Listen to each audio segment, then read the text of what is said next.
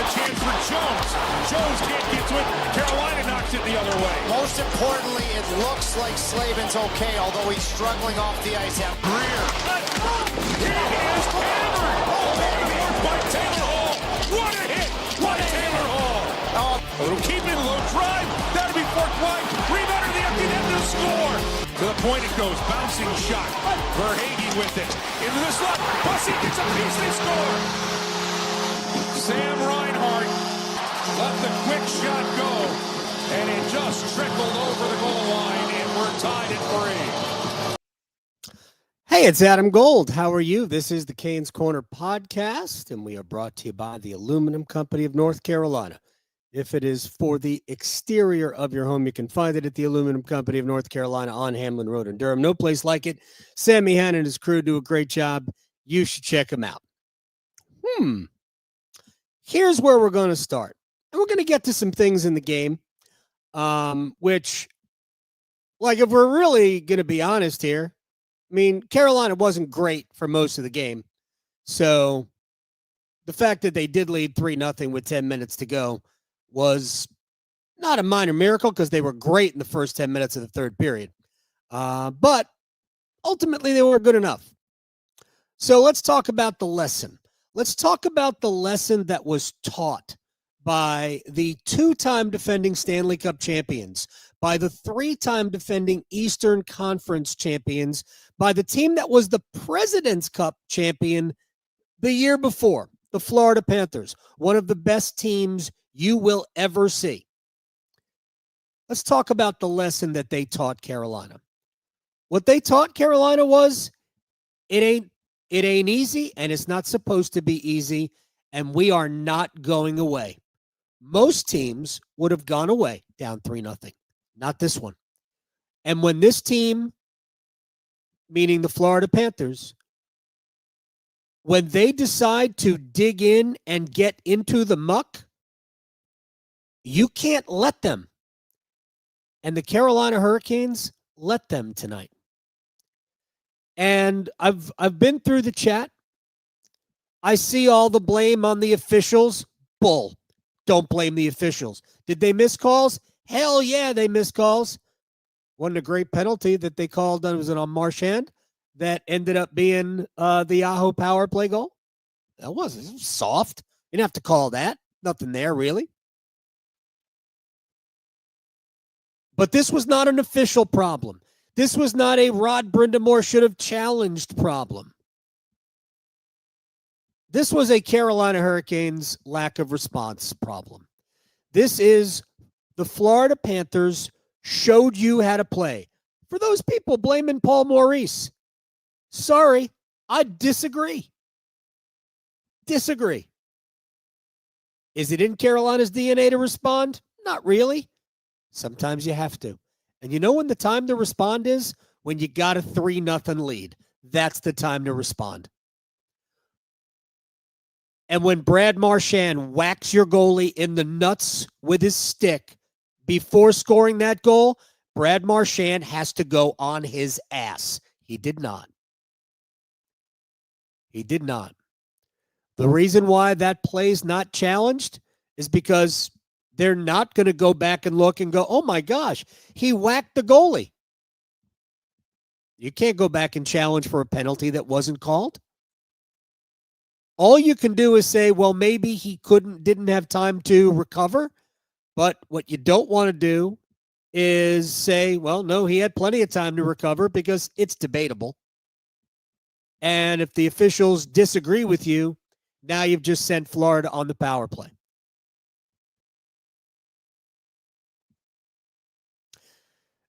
This loss tonight was a Carolina Hurricanes issue.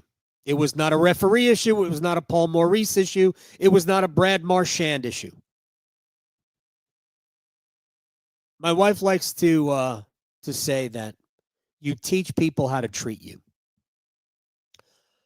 The Carolina Hurricanes not only taught the Florida Panthers how to treat them tonight, the Carolina Hurricanes also taught the referees how to referee a Florida Panthers final 10 minutes when they're down 3-0. If you're not going to respond, don't ask anybody to bail you out. Don't ask the officials to catch everything that happens, because they don't. This was an own goal and a wasted trip to the rink. You got a point. And maybe in the grand scheme of things, that's all you deserved, because Carolina really wasn't very good at all for the first two periods. Brandon Bussi saved their ass for 40 minutes. You weren't generating a ton. You did get the goal. Bussi was keeping everything out. You were getting, I think, very good performances from Miller, Walker, Chatfield.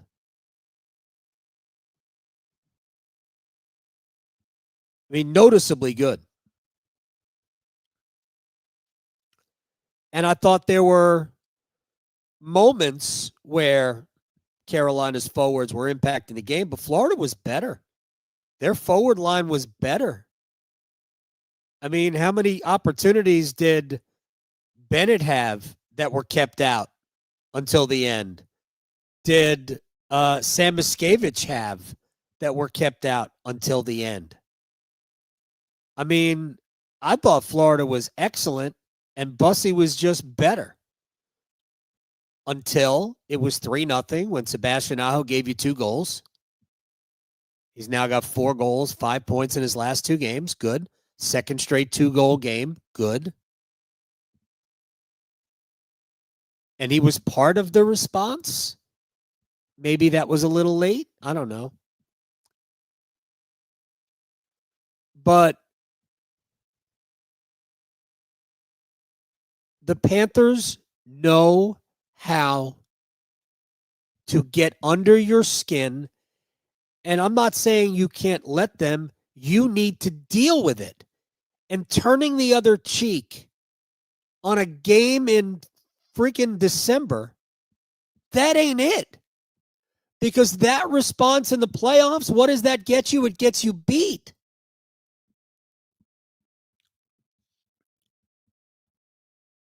We have seen in the playoffs how the game changes. And while I'm not sure Carolina is dramatically different in that regard than they have been in the past, I mean, theoretically, they should be with Nikishin, to an extent, Miller, Taylor Hall. That was a huge hit on AJ Greer. But we all know playoff hockey is different from regular season hockey. And the Florida Panthers decided to see what Carolina had in the last 10 minutes of a 3-0 deficit. And that's when Marchand whacked Bussi in the groin. Just whacked. There was no puck there. Puck was behind the net. It's a penalty all day, but if they don't call it, that's where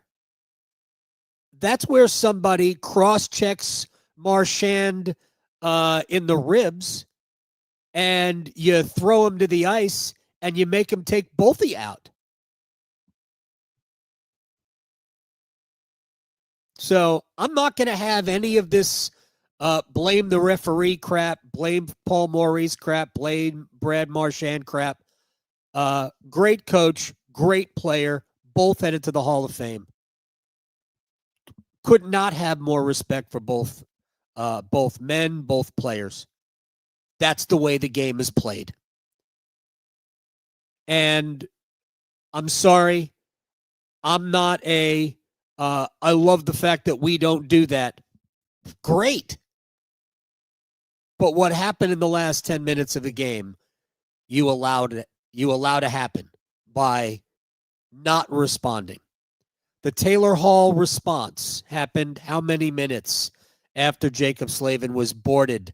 Yeah, they should have called it. That's a penalty. They didn't call it. This was not a problem of anything else other than a lack of response. And I rarely disagree with Tripp. Rarely disagree with Tripp. And I say this knowing that my man is probably going to check this out. But I didn't see that. Because when Slavin gets boarded like that, there has to be a response then. When Bussi gets whacked in the groin, there has to be a response then. And I believe it was in the overtime. I think it was in the overtime. He stops Marchand, the backhand try, right? He stops Marchand, whenever that was. And he's got the puck, and they blow the whistle, and Marchand whacks him twice. How is there no response? So chalk it up to a lesson learned tonight. Carolina loses a point. It's a point dropped. It's not really a point gained. It's a point dropped. Because even though you weren't great in the game, you led 3-0. And then you didn't respond to Florida's dirty play. This just in. That's what they are.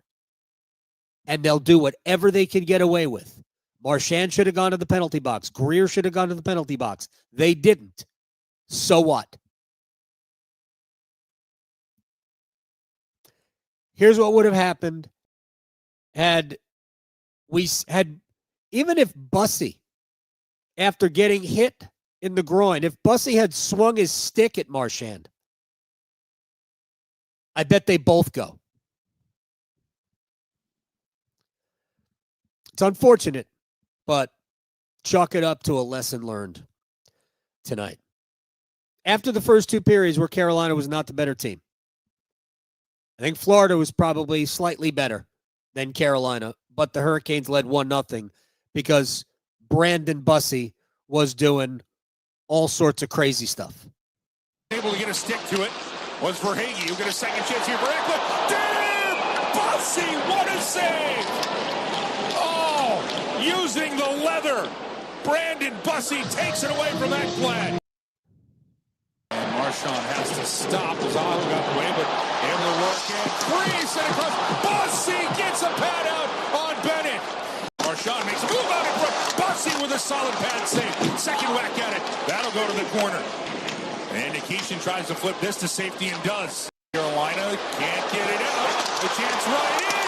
And they'll hack for it. And Bussi gets a piece. And Sam Miskevich had a great look. He just bailed himself out because, Bussi nullified icing and makes his third big stop. That is best of this young period. The worst part about giving away a point to the Florida Panthers tonight is that guy, Brandon Bussi, played his ass off. He was awesome tonight.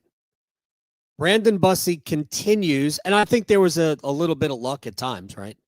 You're going to need some, but Brandon Bussi continues to play well. So, best part of what we saw. There were two really good elements of what we saw today. Brandon Bussi was one of them. So, his 13th start for the Hurricanes. He's now 11-1-1. The winning streak is over. Was it 8 or 9, whatever it was. And now his next start, will that be against Florida on Tuesday at Lenovo Center? Maybe. We'll see what Pyotr Kochetkov does tomorrow in Tampa. I'd be stunned if it's not Kochetkov. I assume it will be.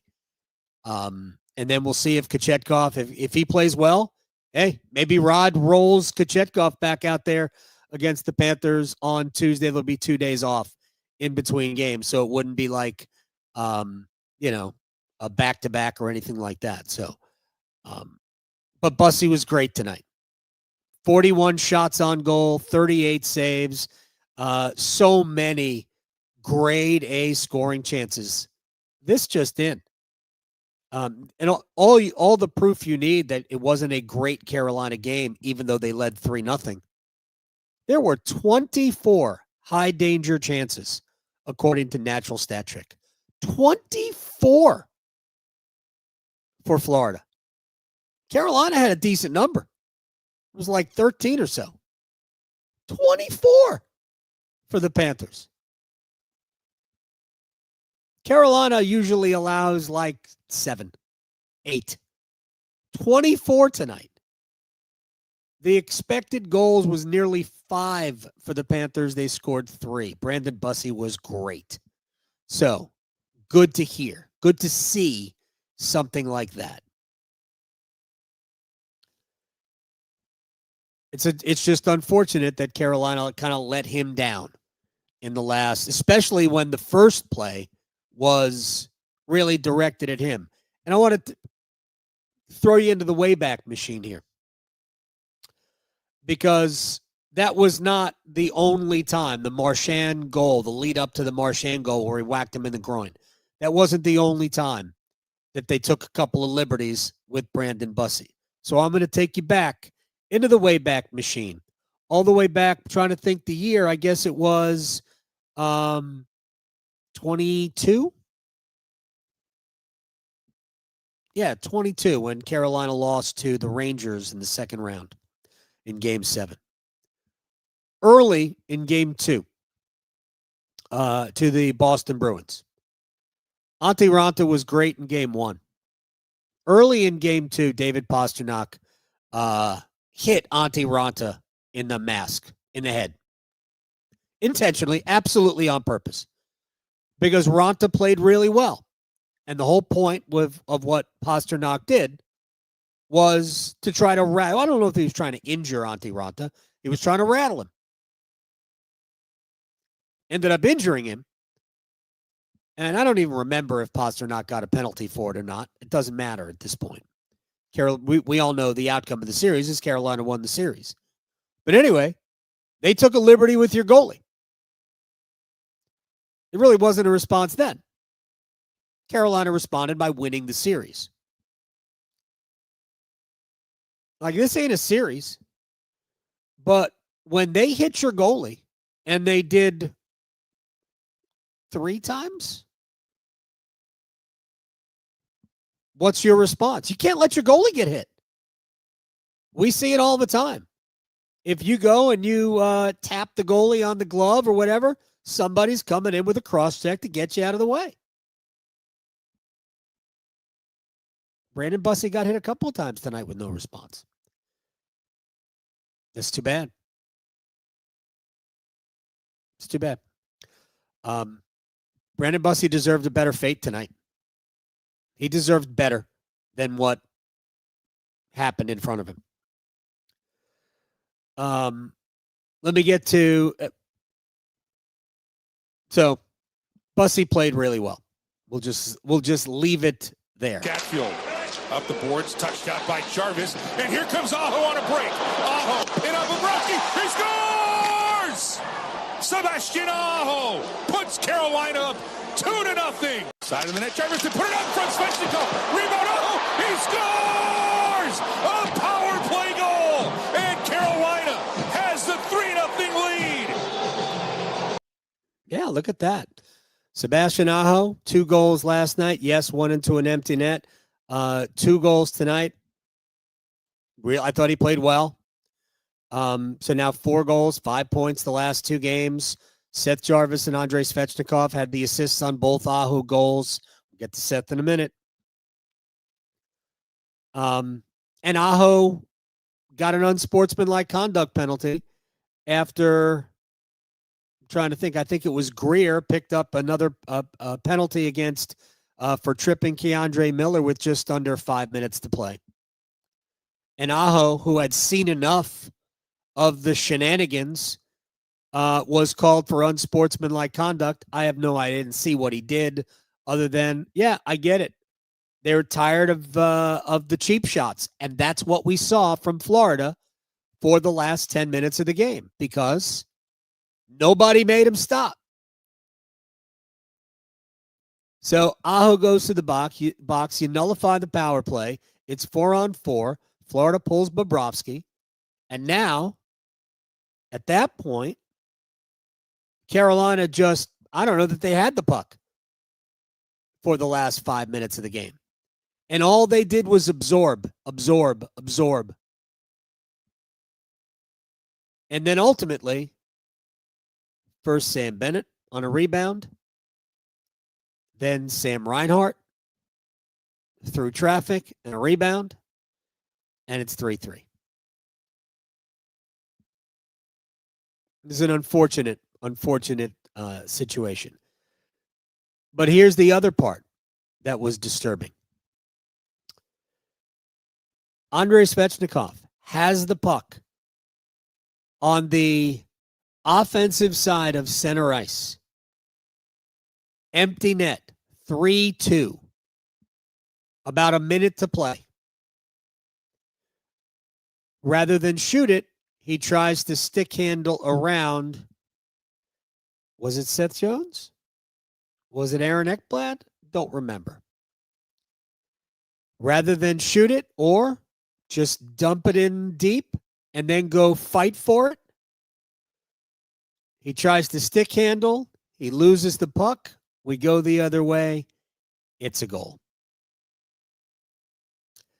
You have the game.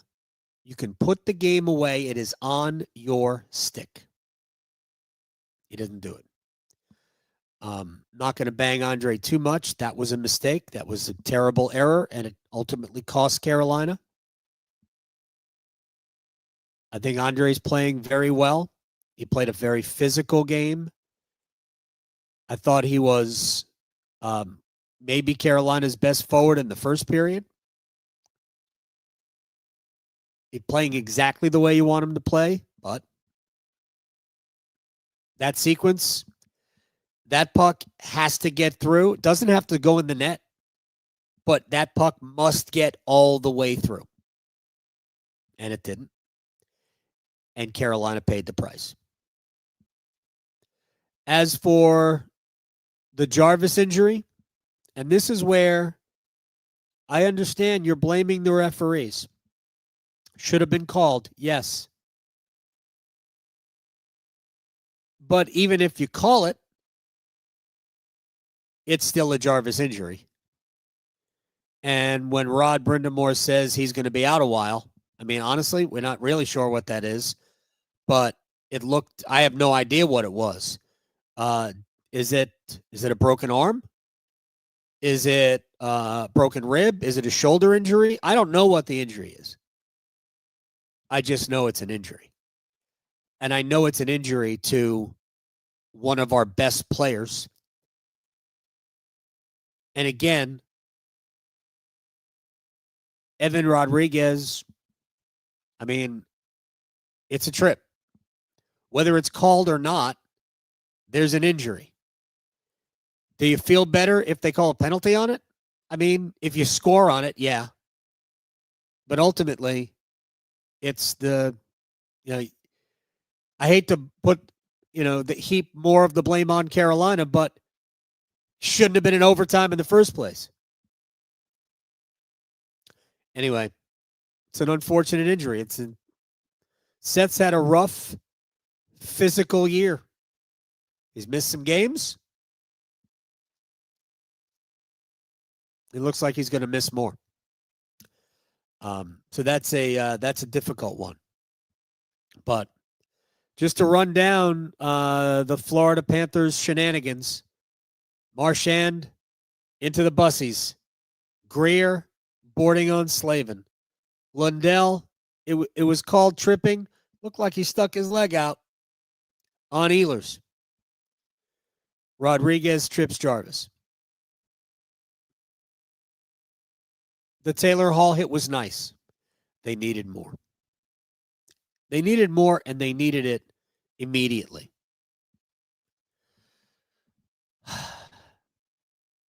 Can't blame referees if you're not willing to go where you needed to go to respond to the Panthers. Because here's what the Panthers think in their locker room. And whether they're right or not doesn't even matter. This is what they think. They think that when push comes to shove, they'll get their way with the Carolina Hurricanes. That's what they think. They could be dirty because Carolina's not going to respond in kind. And that's playoff hockey right there. That's playoff hockey. All right, I'm going to wrap up right there. We're brought to you by the Aluminum Company of North Carolina. If it is for the exterior of your home, you can find it at the Aluminum Company of North Carolina on Hamlin Road in Durham. No place like it. Sammy Hannon and his crew do a great job. You should check him out for all of your exterior home improvement needs. Until tomorrow, when the Hurricanes take on the Tampa Bay Lightning, I'm Adam Gold. We'll see you then, and hopefully it'll turn out better in 24 hours. See you.